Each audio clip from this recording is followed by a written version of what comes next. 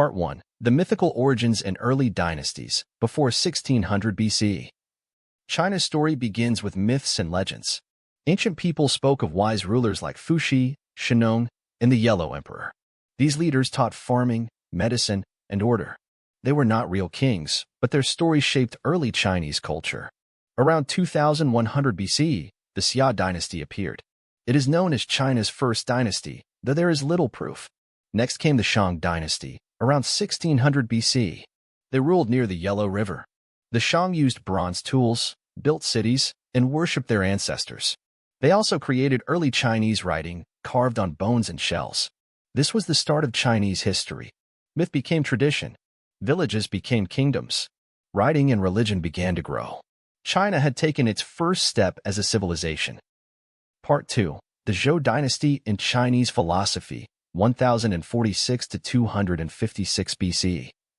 The Zhou Dynasty replaced the Shang. They said they ruled by the mandate of heaven. This idea meant a king could rule only with heaven's support. The Zhou era lasted long. It had two parts, Western Zhou and Eastern Zhou.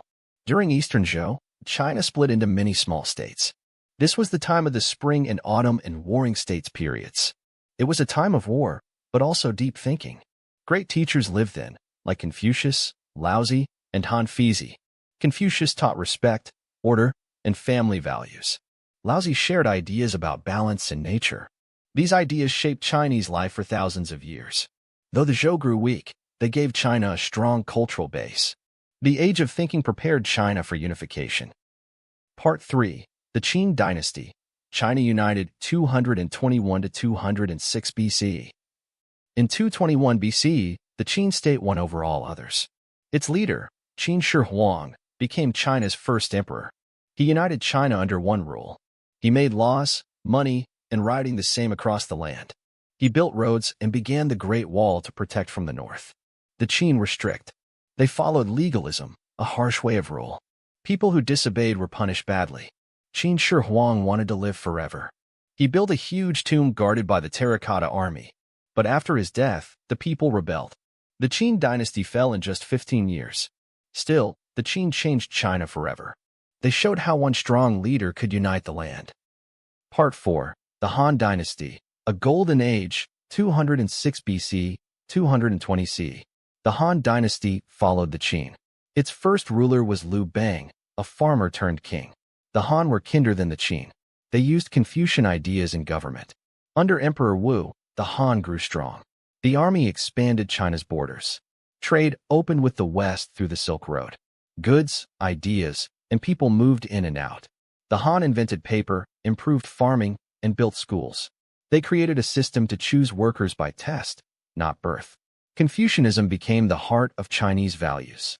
Though the dynasty later faced trouble, its culture lasted. Even today, many Chinese call themselves Han people. That shows how deep the Han legacy runs. Part 5. Division and Reunification, 220 to 907 CE. After the Han fell, China broke apart. For centuries, many kingdoms ruled different parts.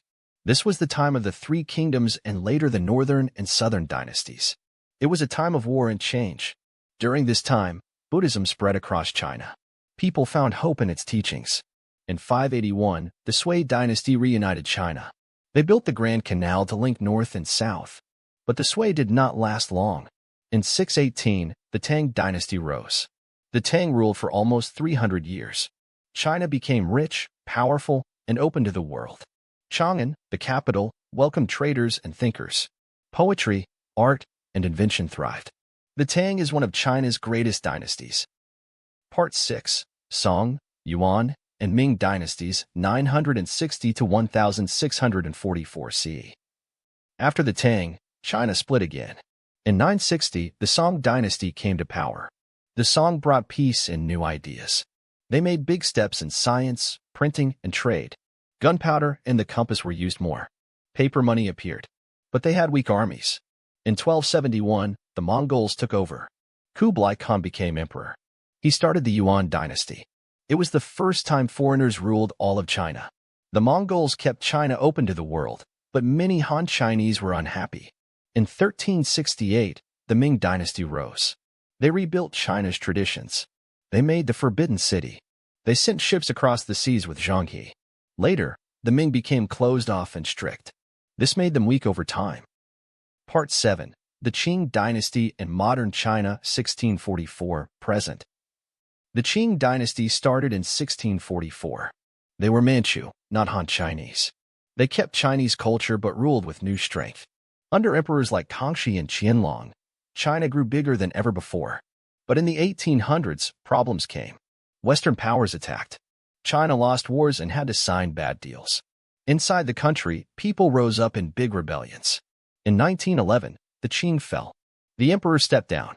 China became a republic, but wars continued. In 1949, the communists won the Civil War. Mao Zedong created the People's Republic of China. Later, Deng Xiaoping opened China to the world. Today, China is a global power, built on thousands of years of history.